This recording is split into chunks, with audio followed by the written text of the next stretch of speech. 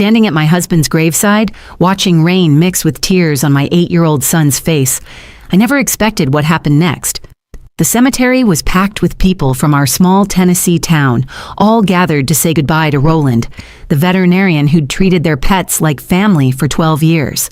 Black umbrellas bloomed across the hillside like dark flowers, and the pastor's voice carried over the sound of falling rain. My mother-in-law, Vera, stood directly across from me, her black veil doing nothing to hide the contempt in her eyes. She'd been staring at me since we arrived, her mouth set in that familiar line of disapproval I'd seen for 13 years.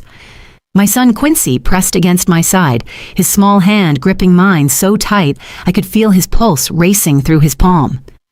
"We gather here to commit Roland's body to the earth," Pastor Tillman began, but Vera's voice suddenly cut through his words, like a blade through silk. "He died because he couldn't handle her failure." Her words rang out clear and sharp, making every head turn. She wasn't even trying to whisper. My brilliant son reduced to nothing because his wife couldn't even manage to get promoted in a small-town library. The shame of it killed him. Gasps rippled through the crowd.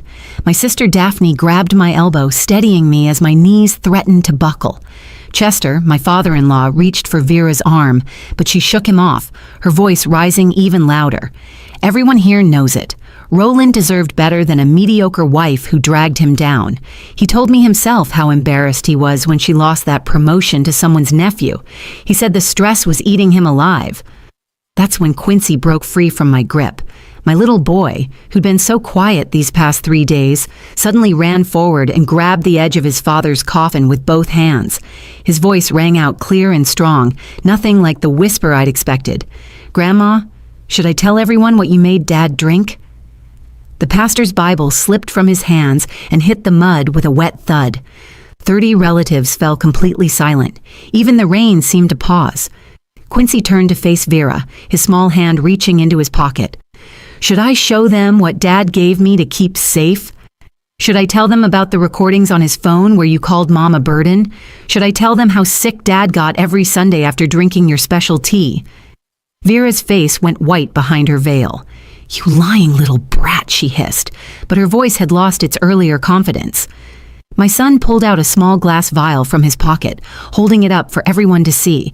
The liquid inside caught what little light filtered through the storm clouds. "Dad said if anything happened to him, I should show this to the police. He said you were poisoning him, Grandma. He said you wanted him to leave Mom and me." Chester stumbled backward, his face a mask of horror. "Vera, what is the boy talking about?" The relatives pressed closer, their umbrellas forgotten as rain soaked through their funeral clothes. Mrs. Patterson from the church choir dropped her hymnal. Dr. Morrison, who'd signed Roland's death certificate, pushed through the crowd with his phone already out. "That's enough from this child," Vera snapped, starting toward Quincy. But I found my voice and my strength in the same instant. "Don't you dare touch my son." My voice carried across the cemetery with a force I didn't know I possessed. "Roland left recordings, Vera. 6 months of evidence. 6 months of you bringing him special tea for his stress. 6 months of him getting sicker and sicker. The last recording was 3 days before he died, and he named you specifically." I pulled out Roland's phone from my coat pocket, my hand steady despite the earthquake in my chest. "He recorded everything.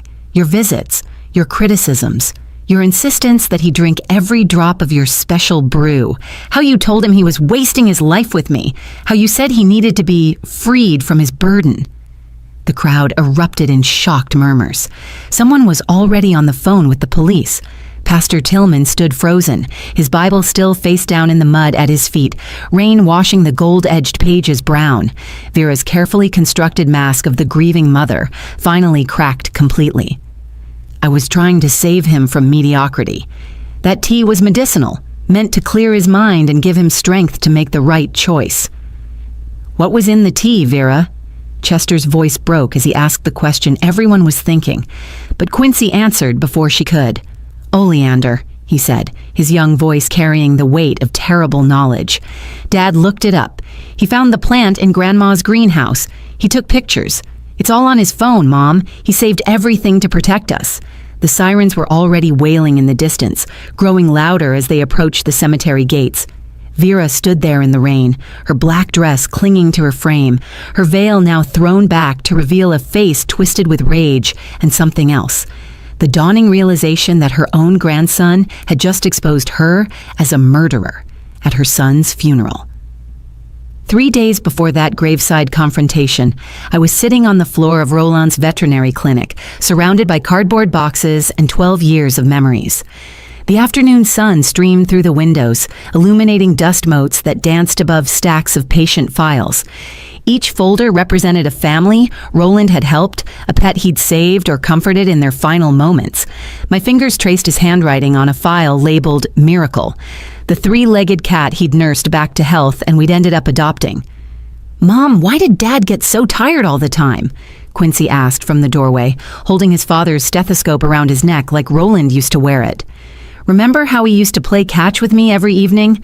But these last few months, he could barely walk from the car to the house after work." I looked up at my son, seeing Roland's eyes in his small face, the same gentle brown that could calm any frightened animal. "Sometimes adults get tired, sweetheart. Your dad worked very hard taking care of all those animals." But even as I said it, doubt gnawed at me. Roland had been the healthiest person I knew. He ran 5 miles every morning before work, never smoked, barely drank, and at 36, his last physical showed perfect results. That was 7 months ago, just before Vera started her Sunday tea visits.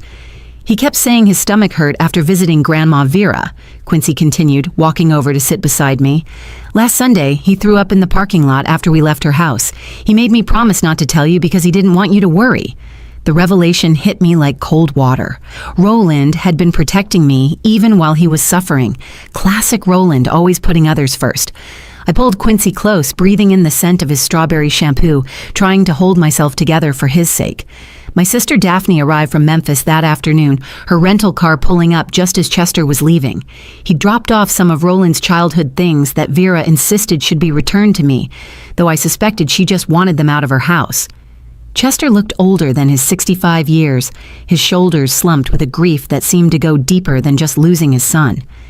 "How are you holding up, Bethany?" he asked, his voice barely above a whisper. "We're managing," I replied, though managing felt like too strong a word for the autopilot state I'd been functioning in. "Vera wanted me to remind you that she'll handle the funeral arrangements. She has very specific ideas about how Roland should be remembered." He couldn't meet my eyes as he said it. After he left, Daphne helped me sort through more boxes while Quincy played with Miracle in the next room. "Something feels wrong about all this, Beth," she said, setting aside a stack of veterinary journals. "Roland was healthy as a horse. Hearts don't just stop in healthy 36-year-old men." "The death certificate says cardiac arrest," I replied mechanically, having repeated this information so many times it had lost its meaning. "But what caused it? Did they do an autopsy?" Vera insisted it wasn't necessary. She said it would delay the funeral, and Roland wouldn't have wanted that. Dr. Morrison agreed since Roland had no history of drug use or suspicious circumstances. Daphne frowned, her lawyer instincts clearly triggered. Vera decided, "Beth, you're his wife. That should have been your decision." She was right. But in those first horrible hours after Roland's collapse, I'd been too shocked to fight Vera on anything. She'd swooped in like a general commanding troops, making decisions while I sat in the hospital corridor, trying to understand how my husband had gone from complaining about mild stomach pain to being pronounced dead in the space of 2 hours. That evening, as I tucked Quincy into bed, he pulled something from under his pillow. It was a small glass vial carefully wrapped in tissue paper. "Dad gave this to me last week," he whispered, as if the walls might be listening. "He said it was our secret. He said if anything happened to him, I should keep this safe and give it to you or the police. He said Grandma's tea was making him sick, but she kept saying it was good for stress." I held the vial up to the light. The liquid inside was pale green with small dark specks floating in it. My heart began racing as the implications crashed over me. "Quincy, did Dad say anything else?" "He said Grandma called you a failure. He said she wanted him to divorce you and move to Nashville to work at the university hospital. But Dad said he loved our life here. He said you were the best thing that ever happened to him, and he would never leave us." Then he started recording her visits on his phone. He showed me where he hid the phone in his desk drawer at the clinic under the prescription pads. The morning of the funeral arrived gray and oppressive, with storm clouds gathering like an omen over our small Tennessee town. I stood in my bedroom, staring at the black dress I'd never wanted to own, when I heard Vera's voice downstairs. She'd let herself in with the spare key I'd forgotten she had, her heels clicking against our hardwood floors with military precision. "Bethany, where are the photo displays?" she called up, not bothering with a greeting. "I specifically told Chester to inform you I'd be arranging Roland's childhood photos. People should see the accomplished young man he was before everything went sideways." I descended the stairs slowly, finding her in my living room with 2 boxes of photographs and a stern-faced woman I didn't recognize. Vera wore an expensive black suit that probably cost more than our monthly mortgage, her pearl necklace gleaming against the severe fabric. "This is Mrs. Whitmore from the Nashville Tribune," Vera announced. "She's writing an obituary about Roland's potential contribution to veterinary science. Had he pursued the university position instead of staying in this backwater town..." "Roland loved this town," I said, my voice steadier than my hands. "He chose to stay here because this was where he wanted to build our life." Vera's laugh was sharp and bitter. Chose, or was manipulated into staying by a wife who couldn't succeed anywhere else? "That promotion you lost last spring broke his heart, Bethany. He told me he felt like he was carrying the whole family's reputation on his shoulders." "That's not true," Quincy's voice rang out from behind me. He stood on the staircase, already dressed in his funeral suit, his small fists clenched. "Dad said Mom was the best librarian in the state. He said Mr. Holbrook only gave the promotion to his nephew because of nepotism. Dad even wrote a letter to the library board about it." Vera's eyes narrowed dangerously. "Children should be seen, not heard, Quincy. Your father clearly forgot to teach you proper manners, among other failures in this household." "Don't speak to my son that way," I said, moving between them. "Your son?" Vera stepped closer, her voice dropping to a venomous whisper that Mrs. Whitmore strained to hear. "The son who will now grow up without a father because you couldn't provide the life Roland deserved?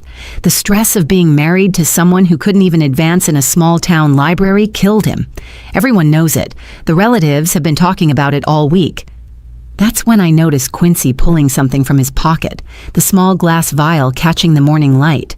My heart jumped, but before I could stop him, he held it up. "What's that, sweetheart?" I asked, though I already knew.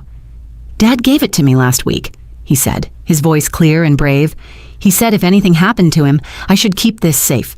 He said Grandma's tea made him feel sick, but she kept saying it was good for stress. He saved some of it in this vial." The room went silent. Even Mrs. Whitmore stopped scribbling in her notebook. Vera's face cycled through emotions: surprise, anger, then a calculated coldness that made my blood chill. "What an imagination this child has," she said, forcing a laugh. "Roland always said the boy was too sensitive, making up stories to deal with his grief, I suppose." Daphne chose that moment to enter from the kitchen, having heard everything. "Making up stories? Then I suppose Roland made up these voice recordings too?"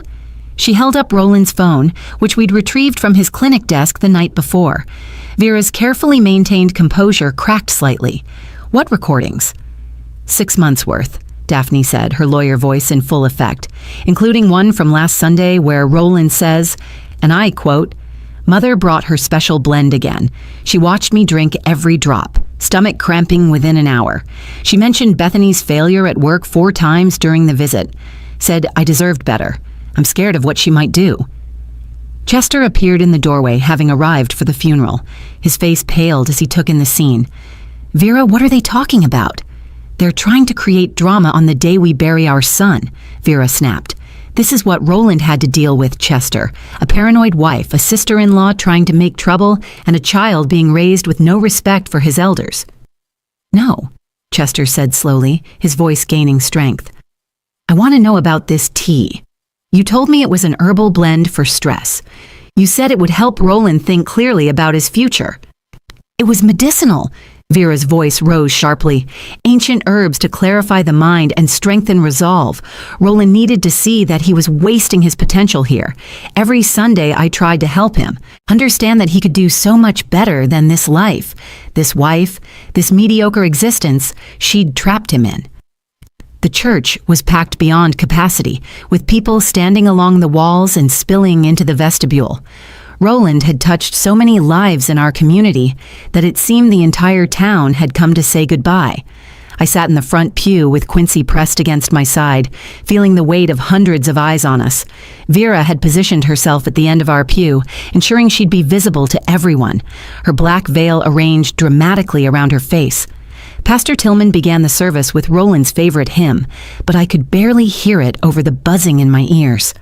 My mind kept replaying the morning's confrontation, the vial in Quincy's pocket feeling like it weighed 1,000 pounds. Daphne sat on my other side, Roland's phone secure in her purse, the evidence we'd discovered eating at me like acid. Vera rose to deliver the eulogy she'd insisted on giving. She walked to the podium with practiced grace, removing her veil with a theatrical gesture that drew murmurs of sympathy from the congregation. "My son Roland was destined for greatness," she began, her voice carrying to every corner of the church. From childhood, he showed exceptional promise. He could have led research teams at veterinary universities, could have made breakthrough discoveries that saved thousands of animals. He had offers from prestigious institutions that begged for his expertise. She paused, letting her gaze sweep across the crowd before landing on me. But Roland was too loyal for his own good. He chose to stay in this small town to limit his potential because he believed in commitment, even when that commitment became a chain around his ankle. The stress of watching opportunities pass by, of carrying the financial and social burden of a household where he was the only one achieving anything significant, wore him down day by day. Quincy's hand found mine, squeezing tight. I could feel him trembling with anger, this brave little boy who'd watched his father deteriorate for months while keeping terrible secrets. "Some people," Vera continued, "aren't meant for the pressure of being married to exceptional individuals. When my daughter-in-law lost her promotion last spring, a position that would have finally given Roland something to be proud of in his wife's career, I watched my son age 10 years in a month. The embarrassment, the disappointment, the realization that he would always be held back, it was killing him slowly. That's when I felt Quincy tug urgently at my sleeve. "Mom," he whispered, just loud enough for me to hear. "Listen." He pulled out his father's phone, which Daphne had given him to hold, and showed me the screen. There was a recording dated just 2 days before Roland died, one we hadn't listened to yet. Quincy had found it while Vera spoke, unable to sit still under her lies. I held the phone to my ear, volume low, and heard Roland's voice, weak but clear. "If something happens to me, please know Bethany is the love of my life. Mom has been poisoning me. I have proof. The tea contains oleander extract. I found the plants in her greenhouse, researched the symptoms. They match everything I've experienced. I've been documenting everything. I love you, Beth. I love you, Quincy. I'm so sorry I couldn't stop her sooner." The decision crystallized in that moment. I could let Roland be buried with Vera's narrative hanging over his memory, branded as a man destroyed by his wife's mediocrity, or I could honor his courage in documenting the truth. I stood up in the middle of Vera's speech, my movement causing a ripple of gasps through the congregation. "Excuse me," I said, my voice carrying clear and strong. "I have something that needs to be shared." Vera's face flushed with anger. "Sit down, Bethany. This is neither the time nor place for your dramatics." "You're right," I said, walking toward the podium. "The time was 6 months ago when you started bringing Roland your special tea. The place was your greenhouse where you grew the oleander plants you used to make it." The church erupted in shocked murmurs. Pastor Tillman stood from his chair, uncertainty written across his face. Chester had gone completely white, gripping the pew in front of him. "These are the delusions of a grieving widow," Vera announced to the crowd. "She can't accept that her husband died from the stress she caused." I held up Roland's phone. "Roland left us recordings, Vera. 6 months of evidence. He documented every visit, every cup of tea, every symptom. He photographed the oleander plants in your greenhouse. He saved samples of the tea.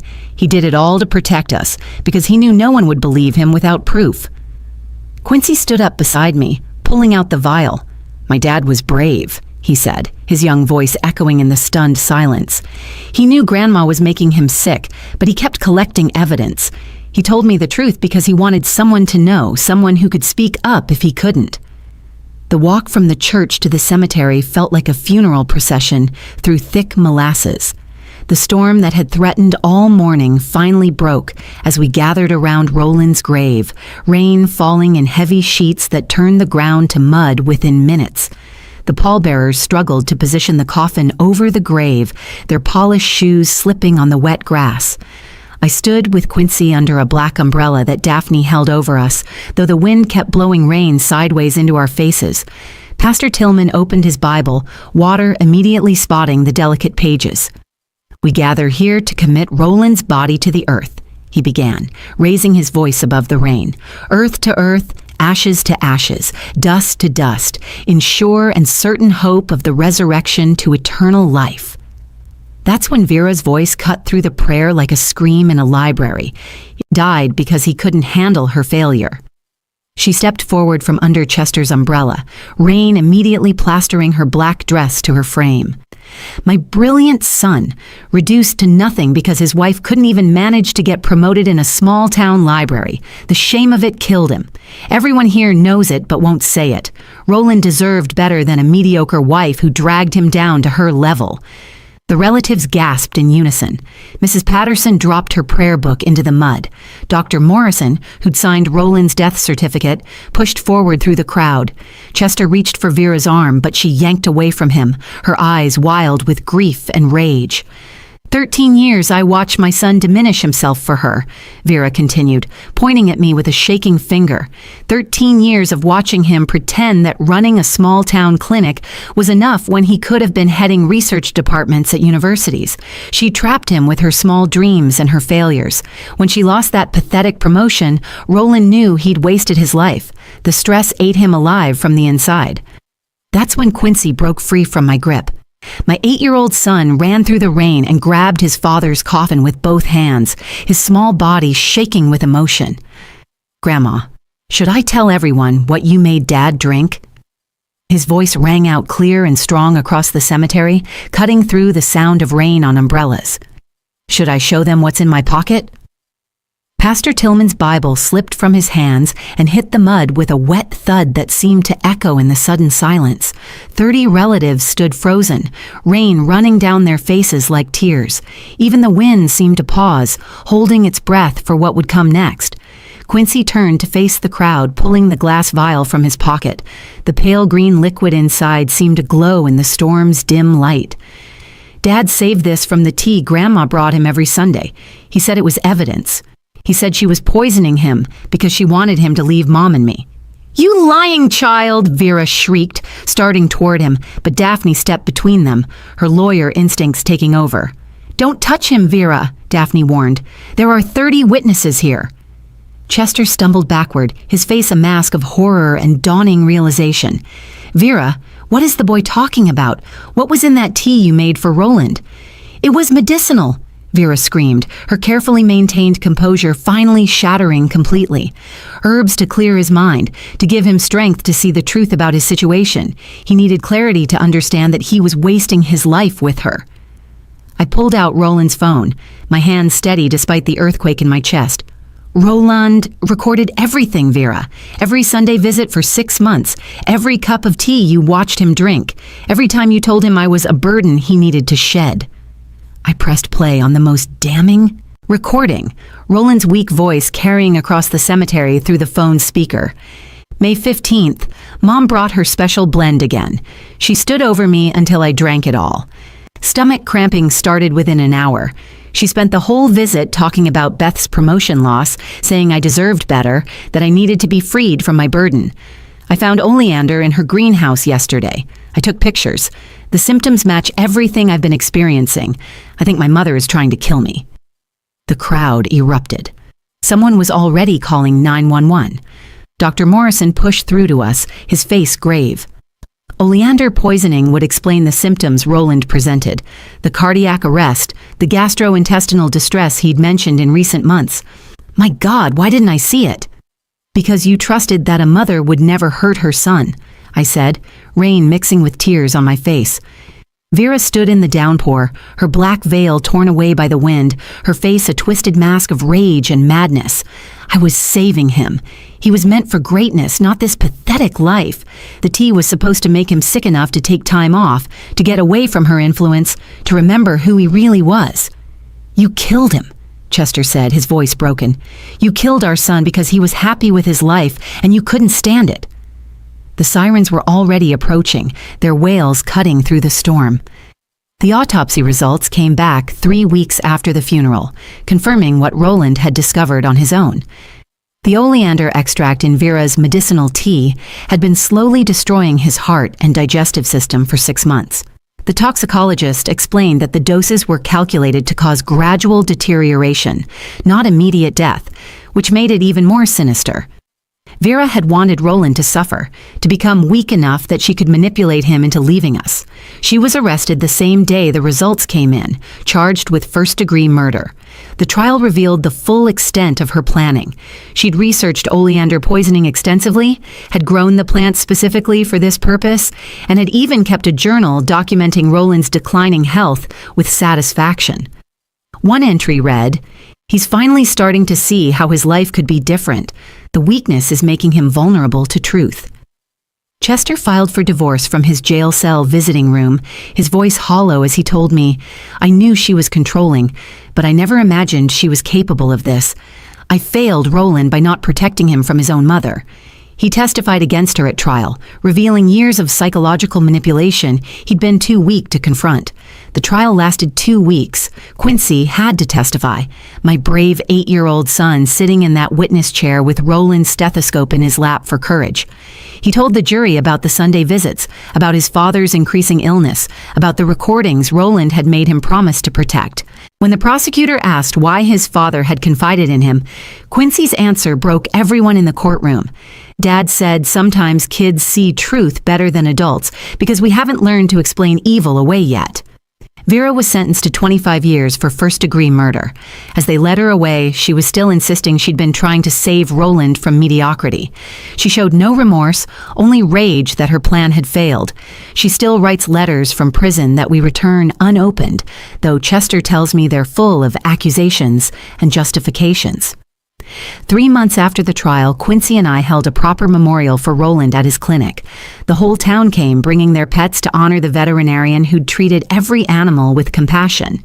We established the Roland Mitchell Memorial Fund, which provides free veterinary care for families who can't afford it.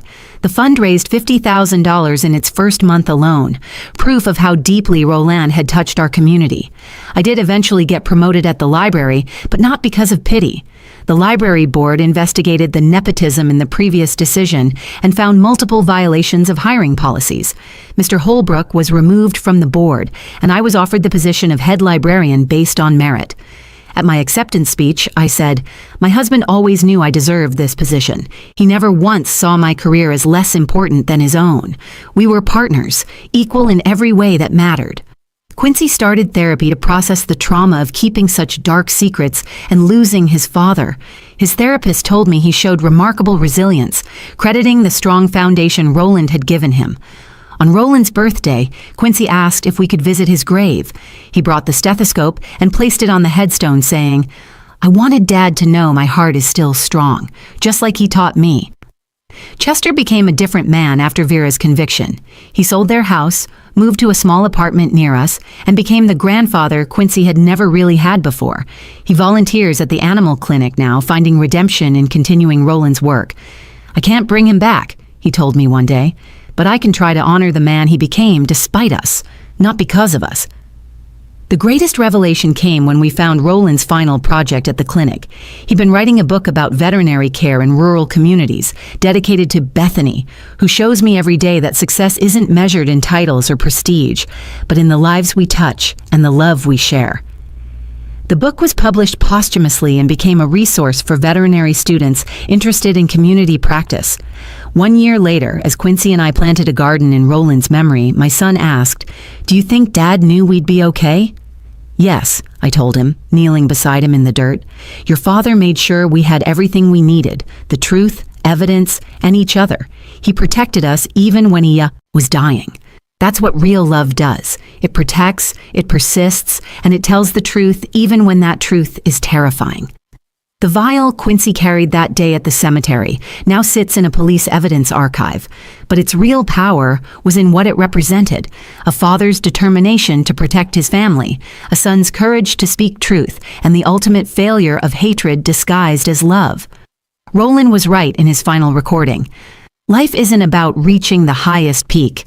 It's about who stands beside you while you climb. Vera never understood that, and it cost her everything: her son, her freedom, and any chance at redemption. If you found this story compelling, please take a moment to like this video and share it with others who might need to hear it. Your comments mean everything to us as we share these powerful, true stories of courage, survival, and justice.